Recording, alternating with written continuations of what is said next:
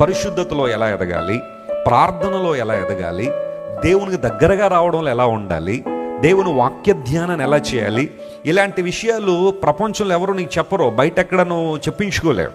దేవుని మందిరాల్లోనే అవి బోధించబడతాయి. స్తోత్రం చెప్పండి, హల్లెలూయా.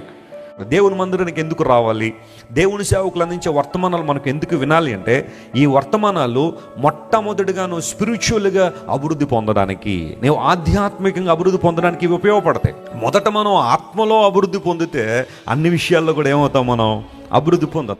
ఆది నుండి దేవుని యొక్క ఉద్దేశం, ఆయన యొక్క ఆలోచన మనందరం కూడా ఏం పొందాలని చెప్పండి, అభివృద్ధి పొందాలనే కదా. స్తోత్రం చెప్తాం ఒకసారి, హల్లెలూయా.